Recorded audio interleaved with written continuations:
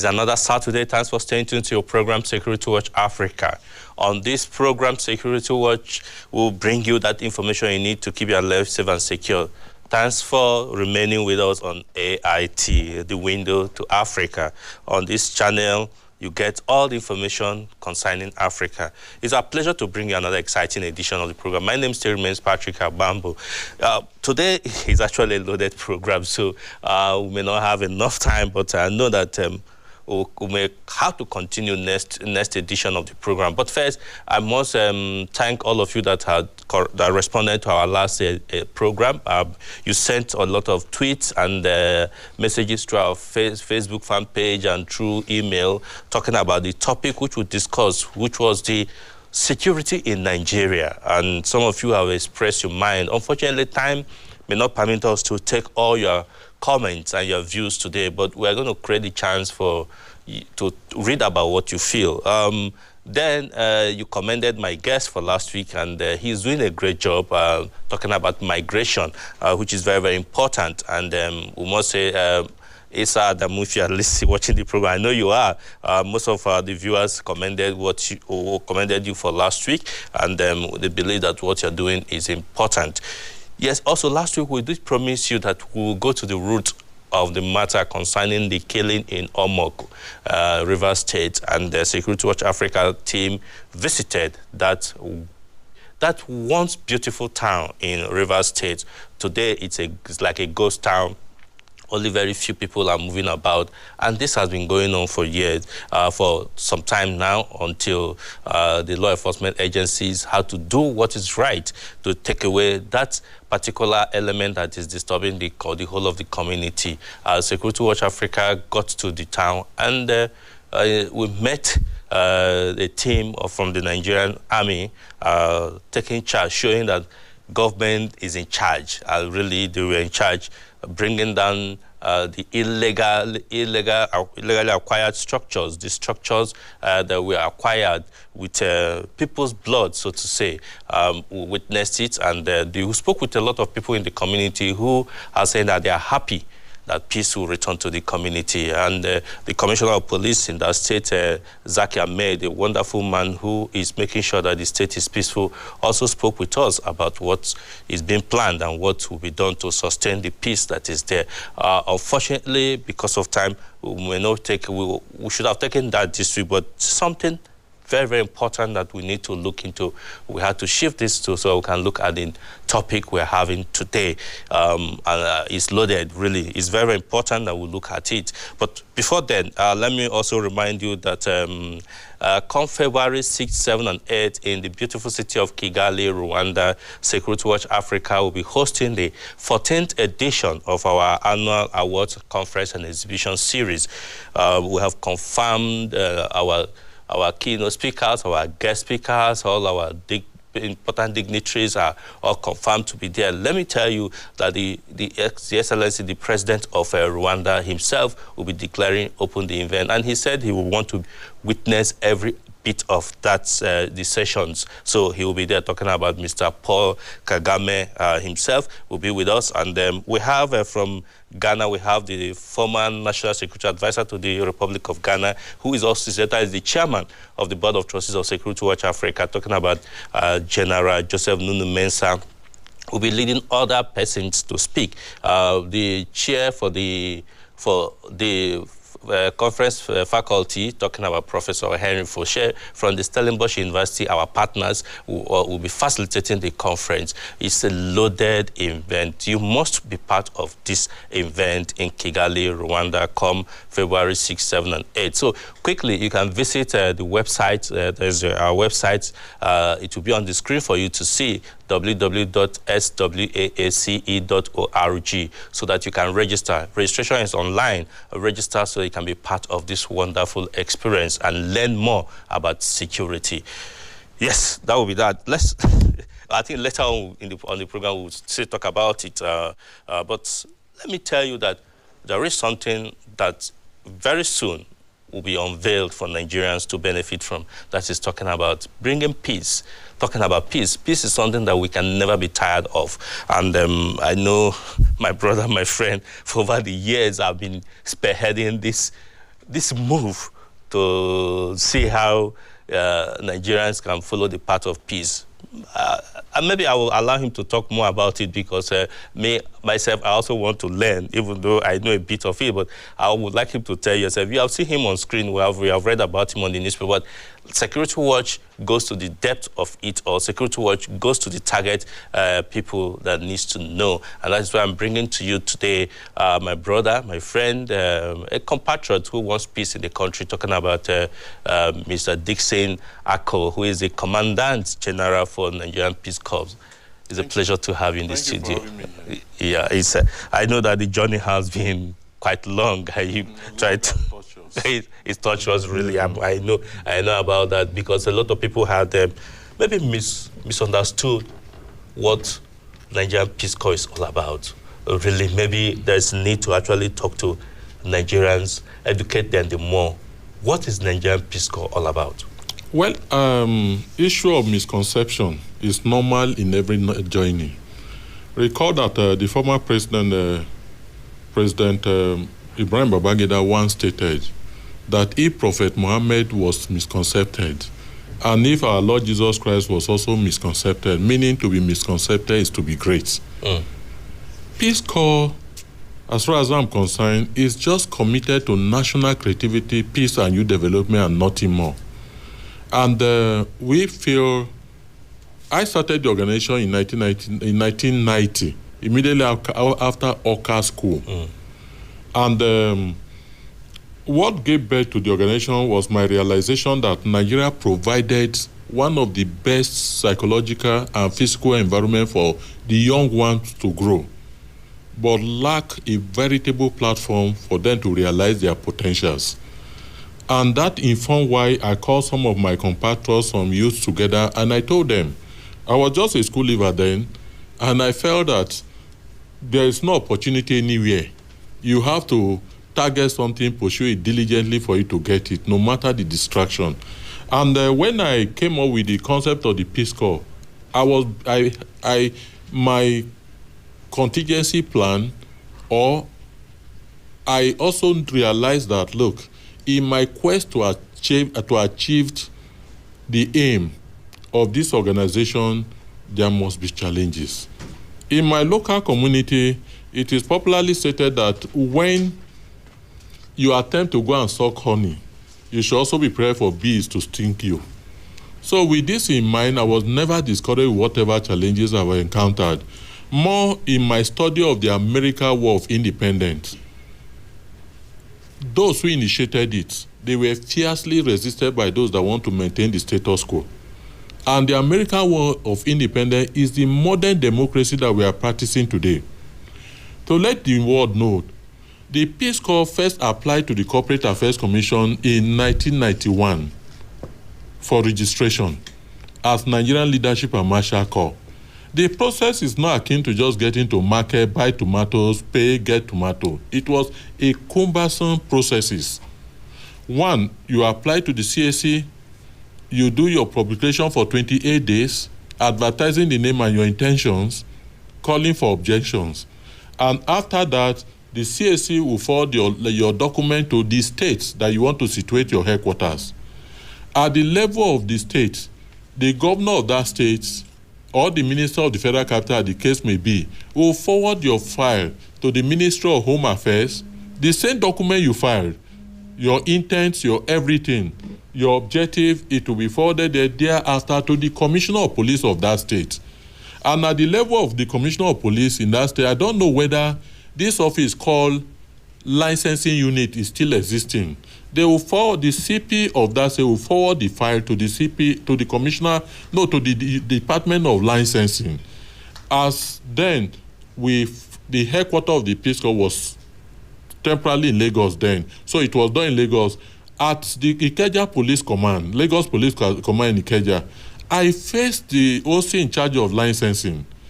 Our uniform, everything you see me putting, the objective, our function, it was a passive commendation given to us.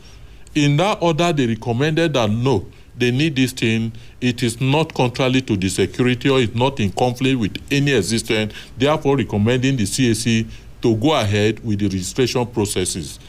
I encountered all these things, and thereafter, but in the pilot phase of the program was run in Lagos. It was shortly after that Mr. Sir Mike Okiro became the CP Lagos, and we are having Abubakar Mohammed, Mr. Abubakar Mohammed, as his deputy in charge of operation. Indeed. We were networking, and we were able to sanitize schools at educational institutions in terms of court-wise, secret court activities. We go into school in the pretense that, look, we are there to enforce discipline. One of the things we do is to gather local intelligence about the activities of secret court, their modus operandi, time of meeting, venue of meeting, and we'll supply the security agencies some of these things. That was how I got to Sir Mike Okiro, more or less become so inclined to our activities. And you could imagine both arms and ammunition, robbery operation within educational institutions, activities of secret court, even some vital information that students were unknown, maybe out of wanting to project themselves, will leak out, will get resources and will leak it to police formation. This was how we were working then. Up to Kwara, Abia, I can tell you we've been able to recover significant numbers and that one of the security agencies once wrote a letter to the Kwara State Governor. I have the letter recommending that Peace Corps activities should be encouraged and let them be posted to all schools, recommending the payment of stipend because of what we are able to do. Now, I have to commend our security agents. There's never, whether the security challenges, this challenge I've been having with them, I have never attacked any personality. Because with my orientation under the UN, whatever is happening now is an institutional crisis. It has nothing to do with any individual. Therefore, I have no reason to join issues with anybody. And I do know that the same security agencies in Nigeria today, they've traveled worldwide, excel in peacekeeping formation, and we should commend them. But the fact in Nigeria today, the country is running against time security-wise. Security, the dynamic nature of security demands rule, assignment, and differentiation.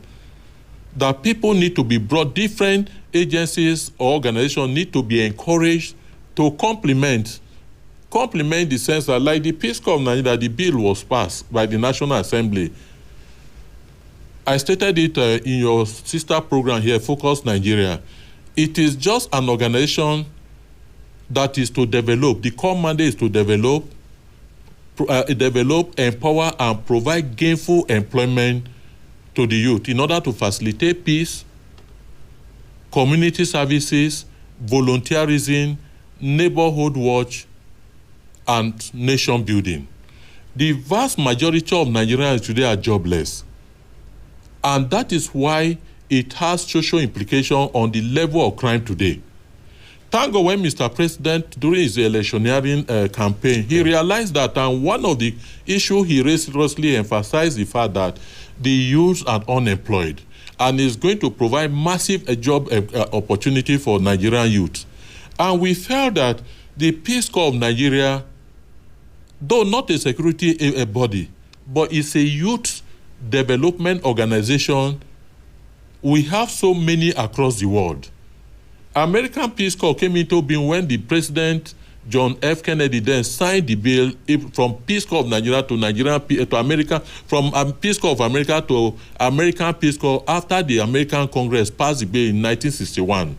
It was signed. We have Peace Corps all over the world today in third world societies. We have Peace Corps all over African society. If you Google, you see that there is virtually no country, Uganda, Kenya, Ghana, that you won't find American Peace Corps. The American Peace Corps was once in Nigeria. I grew up in Kaduna, and at Kantaro, that was where we have African Regional Headquarters of American Peace Corps. But they were withdrawn from Nigeria during Abacha's government. And then, as a young man, I felt that, look, we should have something similar, though with modification to suit the kind of challenges that our youth are passing through. So, apart from the American Peace Corps, if you get to China, you see Peace Commission of China. If you go to Malaysia, you see RERA Uniform Corps of Malaysia. If you get to the same Malaysia, you get Malaysian Uniform Volunteer Corps. These are various organizations put in place to preoccupy the youth. The moment you socially engage the youth, they will not have time to go and dissipate on crime. Now, how can the Peace Corps contribute to crime commission in Nigeria? We have our membership spread so far on voluntary basis up to 175,000, and most of them are graduates. There is virtually no community you can conduct your finding that you get to in Nigeria today, local community that you find Peace Corps. So with the security challenges and the fact that the Nigerian police, the state security agencies, the number as prescribed by the United Nations is not even close to what we need in Nigeria. So if we can have the Peace Corps encourage the local community, apart from working in schools and colleges, to tame the tide of insecurity in educational institutions. It is not the business of arm-carrying agencies to be in schools and colleges. We need a very mild approach. If there is any challenges, the conventional security agencies can come in. They can be called to reinforce. It will reduce the task, the burden, and what the government is investing heavily now on security. People say, why are you creating new agency? Yeah, because we have so many. We have so many. Our own is to complement the effort of these agencies. It will reduce significantly the amount that budget is, the amount that government is investing in security. Let's, for example, in your local community, you have 2 or 3 Peace Corps. The concept of neighborhood watch, how we came about it, if you get to America, every street is being manned by 2 or 3 policemen. And in schools and colleges, even in Brazil, you discover that when you bring your child to school, there is a process of documentation at the gate before you go, and when you are going to pick that child, there is a process of also documentation to know at what particular time the child is in the parent custody and at what time the child is in the custody of the school. These are things that is being carried out. Now, there is a popular saying that when you invest more at peacetime, you spend less at wartime. Yeah. So 30% of what is being used to import armor, because I stated, and it's very, very clear, that the amount, the overbearing amount being budgeted for security and defense in this country is not meant for the personnel. Are you me? The 70% of that amount, if not more, goes to importation of arms, ammunition, heavy weapons to fight insecurity. And it is the same youth that are being used to carry out, to perpetrate this uncanny act. So my own belief, if these youth are preoccupied, they will be so vigilant at the various community. If government can set up a database, maybe in the office of the National Security Advisor or the DSS or the police, etc., for this, every minute you'll be getting intelligent report of what is happening in the local community. I always cite my local community as an example. I'm from Boju, the second largest district in Idoma land under Otukpo local government. In the entire zone, it is the second largest district. Ogboju has 89 villages, large settlement. But in the headquarters of Ogboju itself, we have just 4 policemen.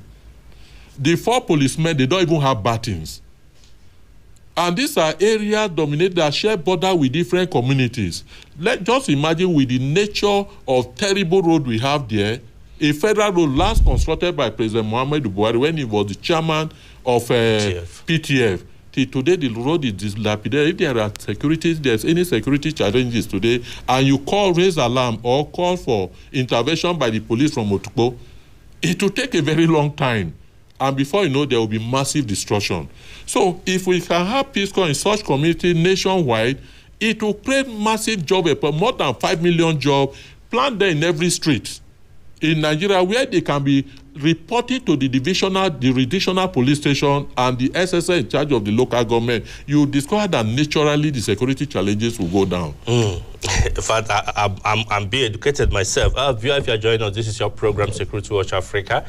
This program will look at issues that affect your life and my life. Security is important, and everybody must put hand on deck to make sure that we have that security we desire and we desire. Without security, no meaningful development. I've been speaking with the National Commandant, Peace Corps of Nigeria, Dr. Dixon Ako. Earlier I said Nigeria Peace Corps, but I've been corrected. Yeah. There are a lot of areas that we could look at. Somebody will say, where will the fund to run this agency come from? Is it still not going to be from the security budgeting of the government to run this agency? Or what is the plan? How do you think this can be operated? The bill sent to the president is here. And the bill has been able to marshal not only government subvention, marshal different aspects. Mind you, when people seem to raise such issues, they have forgotten that this is an already established body, spanning to 27 years now, though we changed to Peace Corps of Nigeria in 1998. That is always why we always make reference to 1998 as when we changed to peace, the advent of democracy. But an organization that came into being since 1990 that has spread the tentacle of its activity to all states in Nigeria. There's no state in Nigeria that you won't see Peace Corps with a befitting office. Even some local government you get to now, you see Peace Corps offices. So it's not bringing in a new body. It's a body that even the federal government itself in 2004 accorded federal government recognition through the then Federal Ministry of Intergovernmental Affairs, Youth Development and Special Duty under Mr. Wike Jr. then. And the same federal government through the Federal Ministry of Education granted approval for the establishment of this corps in all unities colleges in Nigeria. So the structure is already there. It is based on what we have been doing that the UN in 2012, accorded special recognition to our activity, gave us a desk office at the UN headquarters, then US regional office in Switzerland, UN regional office in Austria. Then in 2015, African Union, on the day of our anniversary, 16th anniversary, came and gave us a letter conveying the African Union special recognition. So it is not a new body. But let me tell you, now government is doing what they call, under the president, what we call empower. This is youth that are not doing anything and money is being paid to them. I know youth that are benefiting. That's why people say nothing or such is happening. I know up to 10 youth that are benefiting from my community. And I can readily call their name. So if government can give such an amount, such youths can be brought under Peace Corps, rather Peace Corps become and be productive. Instead of giving free money, let this youth work for it and sanitize their local community. And with just the assurance that if you're able to even put up your best to secure your environment and be reporting to the security agencies, there will be assurance of transmission whenever or consideration whenever the police, the civil defense, the army, they are to come. You will see the level of patriotism on the part of Nigerian youth will come out. So there is no amount that is invested. Let me answer your question that there is no amount that you invest in the empowerment or the development of your youth and driving their mind towards nation building that will be considered too wasteful. I quite agree with you there. Unfortunately, we're getting signal that we must leave. But we want to continue with this program, definitely, because it's important. We need to look at it. The bill is before Mr. President, President Muhammadu Buhari, for assent. And once it's assented to, it becomes an agency empowered by government. Though it's been registered, like my brother Dr. Ako did say, really any move to empower the youth and create employment for the Nigerian youth to take their mind off crime and criminality is very, very welcomed. And a lot of questions still begging for answers, which will be taken with him. But unfortunately, time is not with us today. And we hope that before our next edition of the program, maybe Mr. President can assent to this so that we can be talking about what step, what move, what next action, because there are a lot of things to be looked into. But do send us your view and your questions. We'll take it up with him even off the program so we can get you respond immediately, because we have a live chat on our email and on our website. We can chat with you and discuss with you whatever you want. We'll get Dr. Ako to respond to you quickly. Unfortunately, we have to leave for that program. Just in a few seconds, what will you be expecting between now and maybe when next we come on the program, maybe in the next 1 week? Well, I know our president is very meticulous in taking decisions. Yeah. And as a military man, I was born in Dodan Barrack. You understand me? I know that military officers, especially top officers, act with precision. And I do know that no matter the misgiving, just to derail the bill, Mr. President will do justice. He will use the eye of a professional soldier to look at the content of that bill and get to realize that this is the only vehicle he can use to genuinely empower Nigerian youth. All right. On that note, we will say thanks for joining us on the program today. Do join us again next week when we'll bring another exciting edition of the program. Until we come here again next week, I say bye for now. Africa Independent Television.